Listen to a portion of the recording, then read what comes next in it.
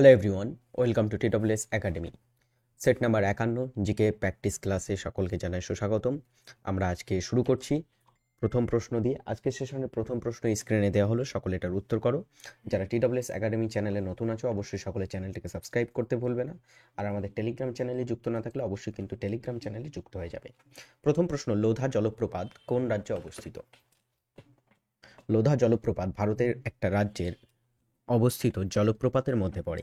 এই জলপ্রপাতটি ভারতের কোন রাজ্যে অবস্থিত? রাইট অ্যান্সার হচ্ছে এখানে লোধা জলপ্রপাত দেয়ার স্টুডেন্টস অবস্থিত ঝাড়খণ্ড রাজ্যে। তাপমাত্রা হ্রাসের সঙ্গে সঙ্গে ধাতুর রোধ কিরূপ পরিবর্তন হয়? ধাতুর রোধ এটাতে কিরূপ পরিবর্তন হয়ে থাকে যদি তাপমাত্রা কমে যায় বা তাপমাত্রা হ্রাস হয়?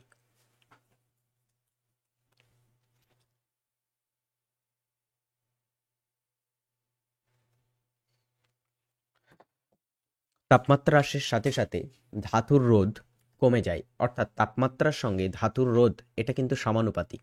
যদি তাপমাত্রা বাড়ে, তাপ বাড়লে কি হবে ধাতুর রোধ?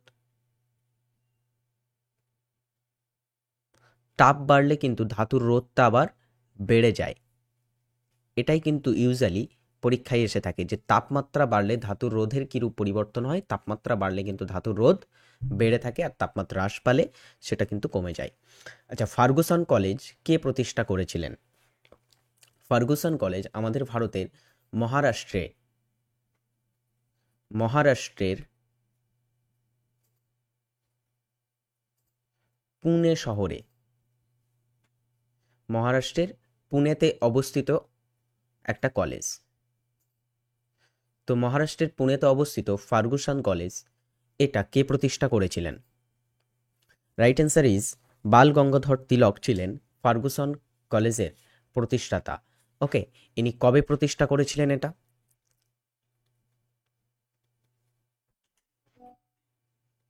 এটা কবে প্রতিষ্ঠিত হয়েছিল ফার্গুসন কলেজ? যে বছরে জাতীয় কংগ্রেস প্রতিষ্ঠিত হয়েছিল, অর্থাৎ 1885 সালে স্থাপিত হয়েছিল ফার্গুসন কলেজ। কে করেন? বাল গঙ্গাধর তিলক স্থাপন করেন। মেটা এর সদর দপ্তর কোথায় অবস্থিত? মেটা হচ্ছে কি ফেসবুক, হোয়াটসঅ্যাপ, ইনস্টাগ্রাম এই সমস্ত কোম্পানি প্যারেন্টস কোম্পানি, তাই তো মেটা। এই সমস্ত যে তোমার সোশ্যাল মিডিয়া অ্যাপ কোম্পানিগুলো আছে, ফেসবুক, তারপরে ইনস্টাগ্রাম, হোয়াটসঅ্যাপ, এগুলোর কিন্তু প্যারেন্টস কোম্পানি যদি আমরা বলি সেটা হচ্ছে মেটা। এই মেটা কোম্পানিটা এটা সদর দপ্তর কোথায় অবস্থিত? মেটার প্রতিষ্ঠাতা কে ছিল? মার্ক জাকারবার্গ মেটার প্রতিষ্ঠাতা।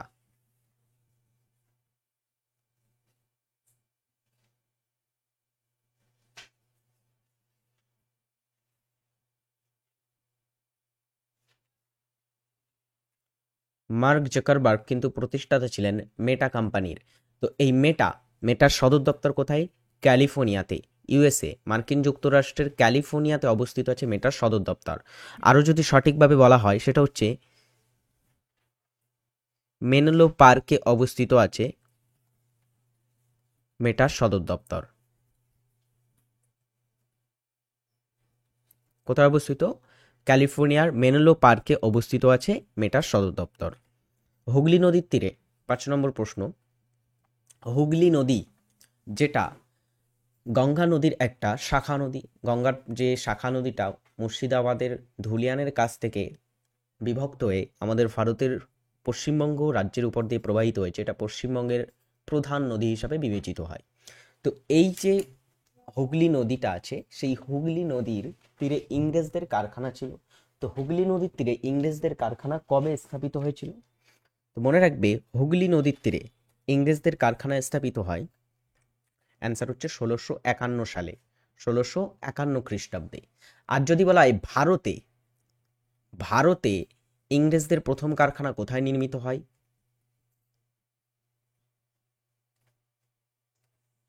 ভারতে ইংরেজদের প্রথম কারখানা কোথায় নির্মিত হয়? কবে নির্মিত হয়? কবে কোথায় নির্মিত হয়? এই প্রশ্নটাও কিন্তু খুবই গুরুত্বপূর্ণ। ওকে, তো কবে কোথায় নির্মিত হয়েছিল ভারতের প্রথম ইংরেজদের কারখানা বা British east India company? Right answer হচ্ছে এটা আমাদের ভারতে নির্মিত হয়েছিল 1613 সালে। 1613 সালে মুঘল সম্রাট জাহাঙ্গীরের শাসনকালে।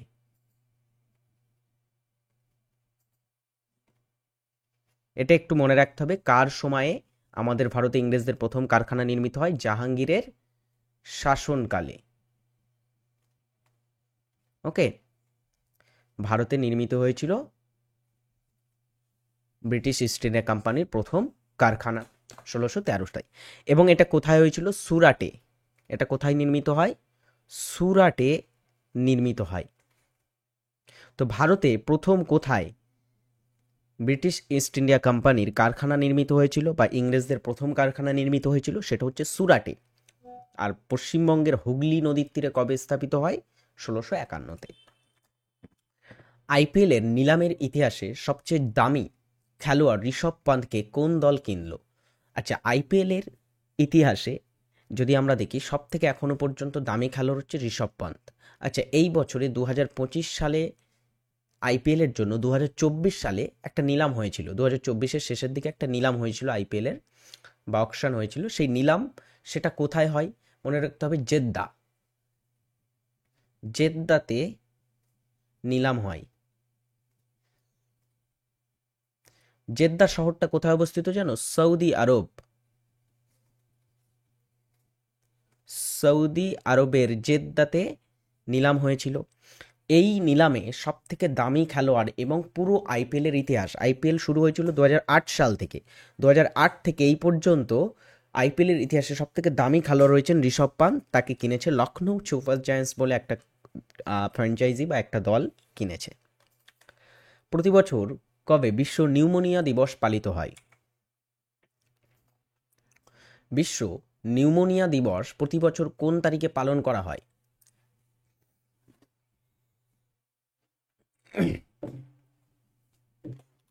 ডিয়ার স্টুডেন্টস, প্রতি বছর বিশ্ব নিউমোনিয়া দিবস পালিত হয় 12ই নভেম্বর। Option C.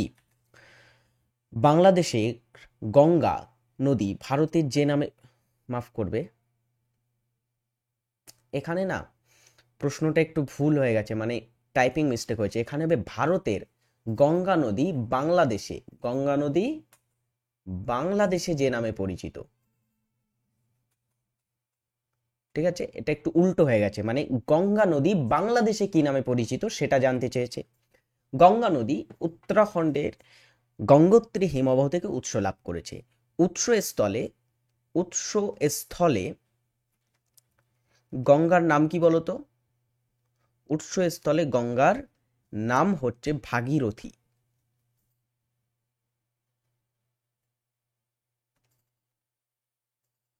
উৎসস্থলে গঙ্গার নাম হচ্ছে ভাগীরথী। এবং এটা আমাদের পশ্চিমবঙ্গের মুর্শিদাবাদের ধুলিয়ানের কাছ থেকে দুটি শাখায় বিভক্ত হয়েছে। একটা শাখা যেটা মূল শাখা সেটা বাংলাদেশে চলে গেছে, আরেকটা শাখা ভাগীরথী হুগলি নামে আমাদের পশ্চিমবঙ্গের উপর দিয়ে প্রবাহিত হয়েছে। তো যে মূল শাখা, বড় শাখাটা বাংলাদেশে প্রবেশ করেছে, সেটার নাম কি? সেটার নাম হচ্ছে পদ্মা। ওকে। ইসরো 14ই জুলাই 2023 সালে চন্দ্রযান-3 উৎক্ষেপণ করা হলো ইসরো কর্তৃক। এটা করা হয়েছিল। এটা কোথা থেকে করা হয়েছিল? ISRO, Indian space research organisation, ISRO. এই ইসরোটা এটা স্থাপিত হয় কবে বলতো? ইসরো স্থাপিত হয়েছিল 1969 সালে। আর এর সদর দপ্তর কোথায়? সদর দপ্তর কোথায় বলো তো দেখি? ইসরোর সদর দপ্তর কোথায়? বেঙ্গালুরুতে, হ্যাঁ কি না? তো এটা একটু জেনে রাখতে হবে, বেঙ্গালুরুতে সদর দপ্তর। ওকে, এবারে দেখো, এই ইসরো 14ই জুলাই 2023 সালে চন্দ্রযান-3 উৎক্ষেপণ করেছিল। এর আগেও চন্দ্রযান-1 এবং চন্দ্রযান-2 নামে দুটি মিশন ইসরো উৎক্ষেপণ করেছিল। চন্দ্রযান-3টা হচ্ছে সবচেয়ে সফলতম কিন্তু মিশন ছিল ইসরোর। তো এই চন্দ্রযান-3 এটার মাধ্যমে কিন্তু চাঁদের দক্ষিণ মেরুতে বিশ্বের প্রথম দেশ হিসাবে সফট ল্যান্ডিং বা তোমার হচ্ছে যেটাকে সফট ল্যান্ডিং বলা হয় সেটা করেছিল ভারত। এটা কিন্তু বিশ্বে আগে কোনো দেশ করেনি চাঁদের দক্ষিণ মেরুতে সফট ল্যান্ডিং। ওকে, তো এটা এই এই চন্দ্রযান 3 এটা 14 জুলাই 2023 লঞ্চ করা হয়েছিল শ্রীহরিকোটা থেকে। এখানে একটা স্পেস সেন্টার আছে, নাম হচ্ছে সতীশ ধওয়ান স্পেস সেন্টার। তো সতীশ ধাওয়ান স্পেস সেন্টার কোথায়, পরীক্ষায় প্রশ্ন আসে, এটা কোথায় আছে? শ্রীহরিকোটাতে, এবং শ্রীহরিকোটাটা অন্ধ্রপ্রদেশের মধ্যে পড়ে। অন্ধ্রপ্রদেশের মধ্যে কিন্তু পড়ে থাকে শ্রীহরিকোটা।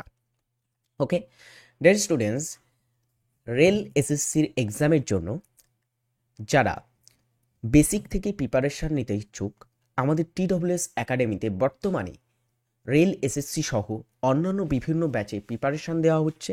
এই ব্যাচগুলোতে যুক্ত হয়ে তোমরা একদমই বেসিক থেকে আমাদের কাছ থেকে প্রিপারেশান নিতে পারবে, যেখানে তোমরা কম্বাইন্ড ফাউন্ডেশন ব্যাচ থেকে শুরু করে রেল এসএসসি এবং এএনএম জিএনএমে কিন্তু ব্যাচ পাবে। এএনএম জিএনএম টার্গেট 2025কে সামনে রেখে আমরা কিন্তু ব্যাচ এনেছিলাম, সেই ব্যাচে কিন্তু ক্লাস হচ্ছে। আর যারা প্রথম থেকে এখনও ক্লাস সম্পূর্ণ হয়নি, এখনও ক্লাস সবে শুরু হয়েছে, তো প্রথম থেকে যুক্ত হও, তাহলে কিন্তু তোমরা ফুল প্রিপারেশানটা প্রথম থেকে একদমই মানে ফুল ফোর্সে নিতে পারবে এটা। ওকে, আর যাদের বেসিক ক্লিয়ার আছে তাদের জন্য আমি প্র্যাকটিস ক্লাস রিকমেন্ড করব। বিভিন্ন প্র্যাকটিস ব্যাচ তোমাদের পরীক্ষাকে সামনে রেখেই কিন্তু প্র্যাকটিস ব্যাচ আমাদের বিভিন্ন চলছে, যার মধ্যে WEP কেপির প্র্যাকটিস ব্যাচ। এই ব্যাচটাতে তোমরা যুক্ত হতে পারো। WEP কেপির যারা স্টুডেন্ট আসছো এখানে, তাদের জন্য কিন্তু একটা বেস্ট ব্যাচ হতে পারে। অলরাইট, তো যারা এখনও TWS একাডেমিতে আমাদের পেইড ব্যাচে ভর্তি হওনি, অবশ্যই ভর্তি হয়ে যাবে তোমার চাকরির পরীক্ষার প্রস্তুতিকে আরও দৃঢ় এবং শক্তিশালী করতে। ওকে, তো ডাউনলোড করবে TWS একাডেমি অ্যাপ, আর ডাউনলোড করা থাকলে অবশ্যই আজই ভর্তি হয়ে যাও। পরের প্রশ্ন, নেক্সট 10 নম্বর প্রশ্ন।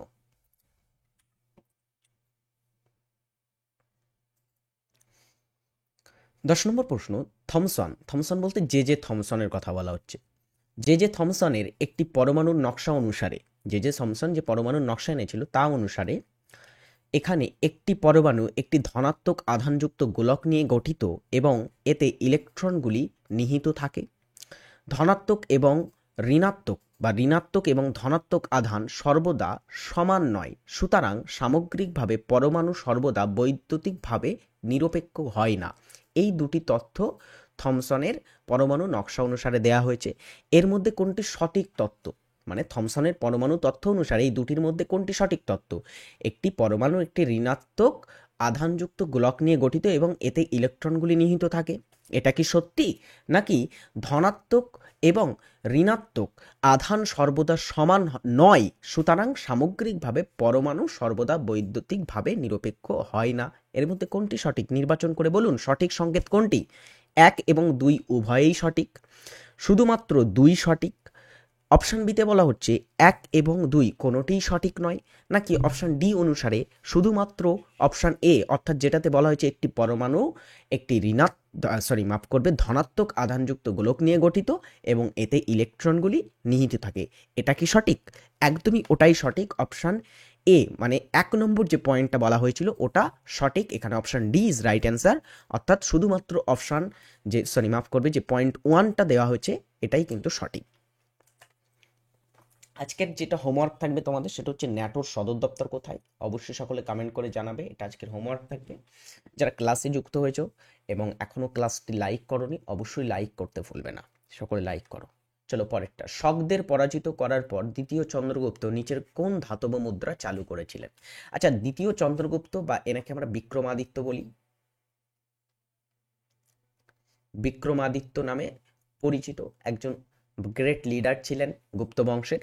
তো সেই দ্বিতীয় চন্দ্রগুপ্ত বা বিক্রমাদিত্য তিনি শক তাদেরকে পরাজিত করেছিলেন। তো ওই শকদের পরাজিত করার পরে তিনি একটা মুদ্রা চালু করেছিলেন, সেই মুদ্রাটা কোন ধাতুর মুদ্রা ছিল? আচ্ছা, ইনি যখন শকদের পরাজিত করেন, তিনি শকদের পরাজিত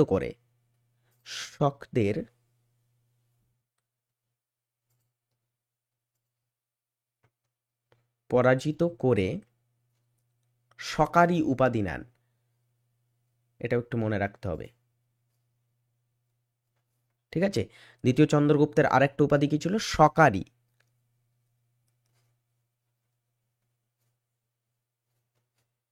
ওকে, এটা জেনে রাখো। আচ্ছা, এই দ্বিতীয় চন্দ্রগুপ্ত বা বিক্রমাদিত্য ইনি রৌপ্য মুদ্রা চালু করেছিলেন শকদের পরাজয়ের পরে। কলকাতার শহীদ মিনারের পুরো নাম কি ছিল? সরি, পুরনো নাম কি ছিল? শহীদ মিনার কলকাতায় ময়দানের কাছাকাছি বা ময়দান চত্বরের কাছাকাছি কিন্তু অবস্থিত আছে না, মেয়ো রোডের কাছে অবস্থিত আছে কলকাতার শহীদ মিনার। এটা হচ্ছে পশ্চিমবঙ্গের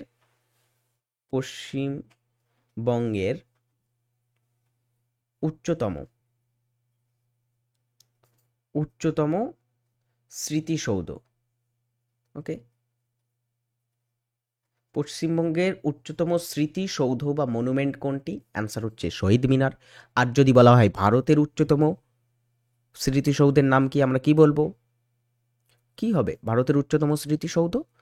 কুতুব মিনার, যেটা কুতুবউদ্দিন বখতিয়ার কাকের স্মৃতিতে তৈরি হয়েছে। তো শহীদ মিনার কার স্মৃতিতে তৈরি হয় জানো?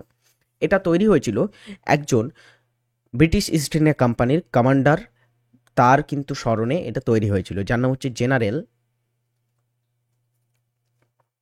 জেনারেল ডেভিড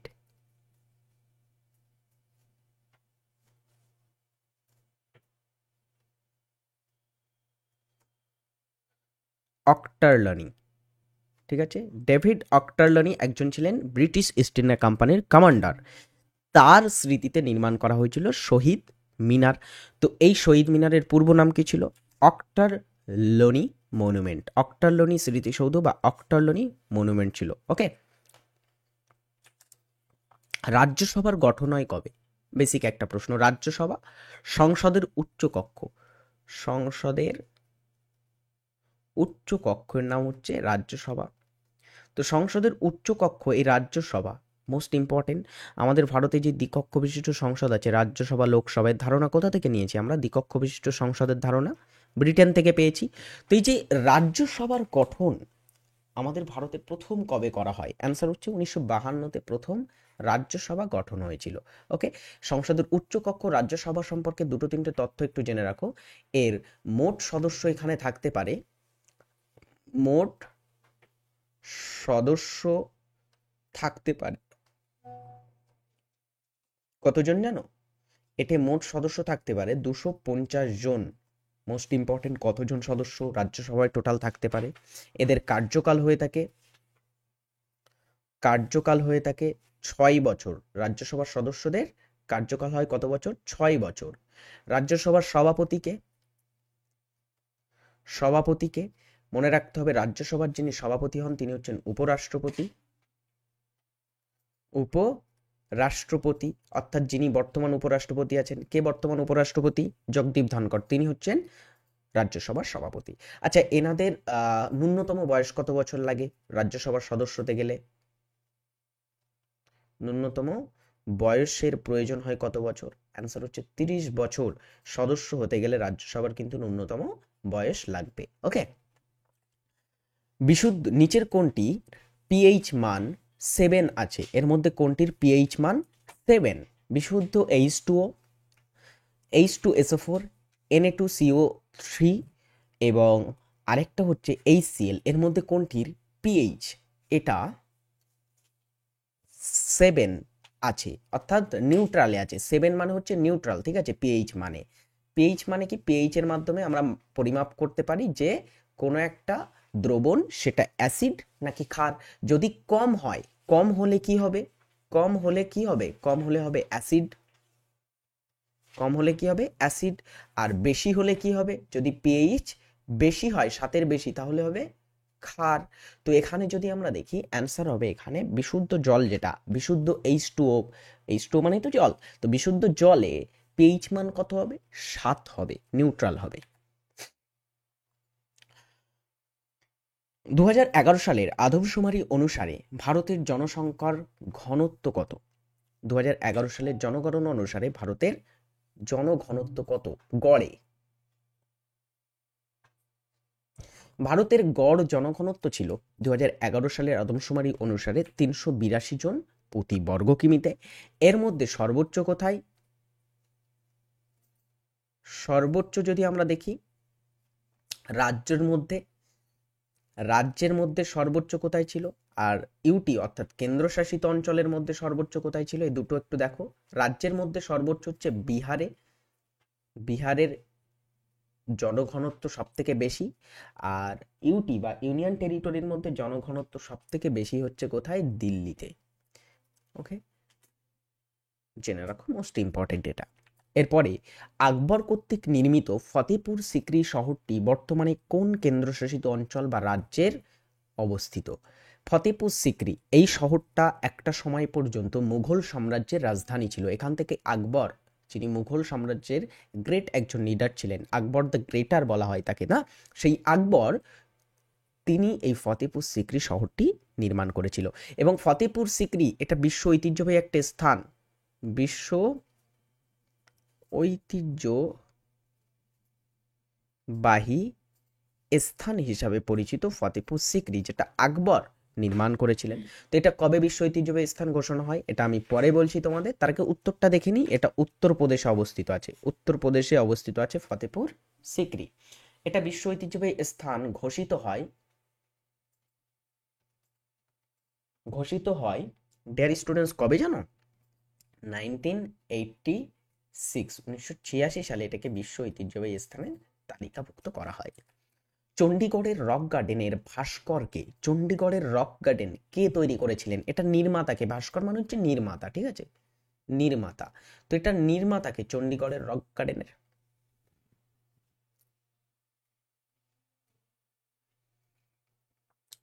চণ্ডীগড়ের বিখ্যাত রক গার্ডেন তৈরি করেছিলেন নেক চাঁদ। ওকে, আচ্ছা, কিয়োটো প্রোটোকল কবে স্বাক্ষরিত হয়?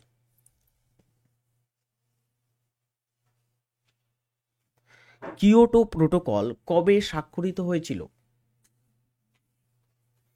দেখো, কিয়োটো প্রোটোকল এটা 1997 সালে স্বাক্ষরিত হয়েছিল জাপানের কিয়োটো শহরে। জাপানের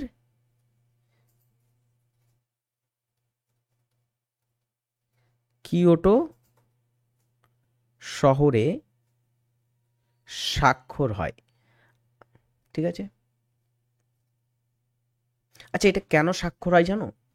কিয়োটো প্রোটোকলটা কেন স্বাক্ষর হয়েছিল, এর পিছনে কারণ কি ছিল? কারণ ছিল গ্রিন হাউস গ্যাস যেগুলো হয়, গ্রিন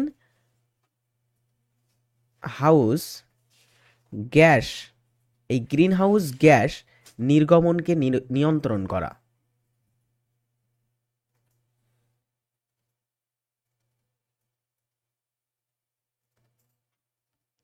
ওকে, এটার মূল কারণ কি ছিল? গ্রিন হাউস গ্যাসগুলোর নির্গমনকে নিয়ন্ত্রণ করা। ড্যাশ আনুষ্ঠানিকভাবে গোয়ার সরকারি খেলা মানে হচ্ছে কি, গোয়ার স্টেট স্পোর্টস কোনটি? আনুষ্ঠানিকভাবে কোনটিকে গোয়ার স্টেট স্পোর্টস হিসাবে স্বীকৃতি দেওয়া হয়?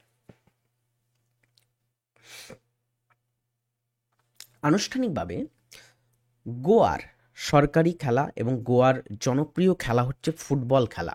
ওকে, আচ্ছা, আমাদের পশ্চিমবঙ্গের জনপ্রিয় খেলা যদি বলা হয় কোনটি বলো তো? পশ্চিমবঙ্গ, এখানে জনপ্রিয় খেলা কোনটি? এখানেও ফুটবল খেলা। ফুটবল, কলকাতা যে শহর আছে, কলকাতা শহরকে আমরা ফুটবলের মক্কা বলে থাকি, তাই না? কলকাতাকে কি বলা হয়? কলকাতা শহরটাকে বলা হয়ে থাকে ফুটবলের মক্কা। ভারতের সবথেকে প্রাচীনতম যে ক্লাব, ফুটবল ক্লাব, সেটা কোথায় অবস্থিত? সেটা অবস্থিত অবভিয়াসলি আমাদের কলকাতাতে, মোহনবাগান ফুটবল ক্লাব। তো ফুটবলের মক্কা নামে পরিচিত কলকাতা, এটা আমাদের পশ্চিমবঙ্গে আছে। তো পশ্চিমবঙ্গের যদি আমরা দেখি জনপ্রিয় খেলা বা একটা আনুষ্ঠানিক যদি ভাবে দেখি, যদি পশ্চিমবঙ্গে একটা সরকারি খেলা হচ্ছে কি, ফুটবল খেলা। এরপরে দেখো, নিচের কোন পার্লামেন্টকে মাদার অফ পার্লামেন্ট বলা হয়? মাদার অফ পার্লামেন্ট বা পার্লামেন্ট মানে হচ্ছে আইনসভার জননী। আইনসভার জননী, মাদার অফ পার্লামেন্ট বা আইনসভার জননী, সংসদের জননী কোন দেশের পার্লামেন্টকে বলা হয়? মার্কিন যুক্তরাষ্ট্রের পার্লামেন্ট, ফরাসি পার্লামেন্ট, ব্রিটিশ পার্লামেন্ট এবং জাপানের পার্লামেন্ট। অ্যাকচুয়ালি এখানে বেসিক্যালি উত্তর হবে অপশন সি, ব্রিটিশ পার্লামেন্টকে কিন্তু বলা হয় মাদার অফ অল পার্লামেন্ট। ওকে, ইন্দ্রাবতী কোন নদীর উপনদী?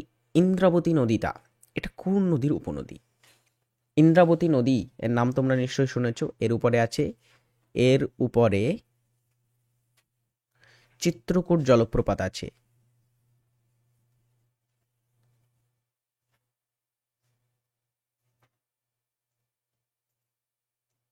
চিত্রকূট জলপ্রপাত অবস্থিত আছে ইন্দ্রাবতী নদীর উপরে।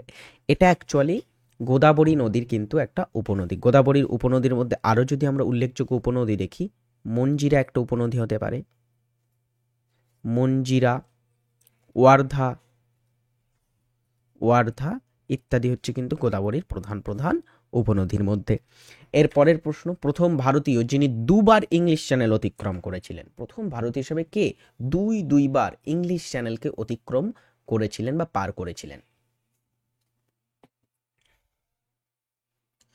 ইংলিশ চ্যানেল পার করা প্রথম দুইবার পার করা মহিলা ভারতীয়দের মধ্যে যিনি ছিলেন তিনি হচ্ছেন পদ্মশ্রী প্রাপ্ত এবং অর্জুন পুরস্কার প্রাপক বুলা চৌধুরী। ইনি কিন্তু পদ্মশ্রী এবং অর্জুন পুরস্কার পেয়েছিলেন, এটা মনে রাখবে, সাঁতারের জন্য, বুলা চৌধুরী। আচ্ছা, আরতি শাহ ইনি হচ্ছেন প্রথম প্রথম ভারতীয় ভারতীয় মহিলা যিনি ইংলিশ চ্যানেল অতিক্রম করেন। আচ্ছা, তাহলে বলো তো দেখি প্রথম ভারতীয় পুরুষ কে ছিল?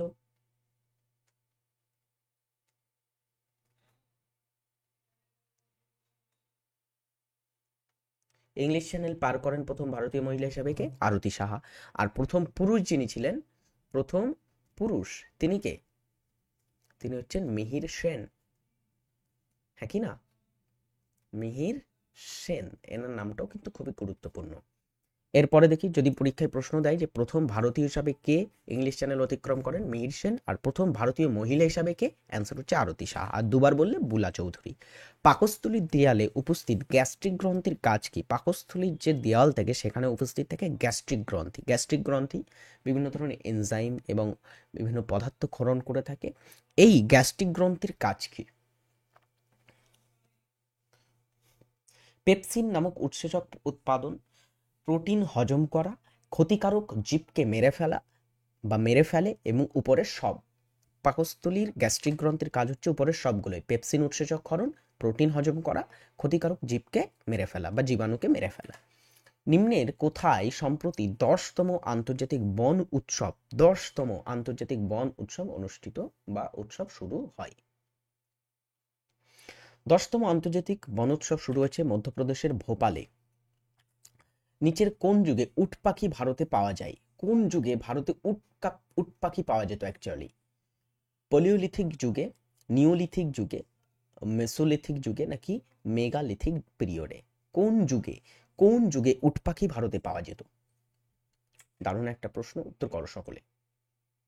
ভারতে অ্যাকচুয়ালি উট পাখি পাওয়া যেত পলিওলিথিক যুগে, মানে প্রাচীন প্রস্তর যুগে। অ্যাকচুয়ালি পলিওলিথিক যুগ মানে প্রাচীন প্রস্তর যুগের কথা বলা হচ্ছে। এই যুগে কিন্তু আমাদের ভারতে উট পাখি অ্যাভেলেবেল বা দেখা যেত। ওকে, আমি এখানে আজকে সেশনটি এন্ড করছি। কেমন লাগলো সেশনটি কমেন্ট করে সকলে জানাবে। ভালো লাগলে সকলে একটা করে লাইক করতে ভুলবে না। TWS একাডেমি অ্যাপে যুক্ত হলে অবশ্যই যুক্ত হয়ে যাবে। Tata, by.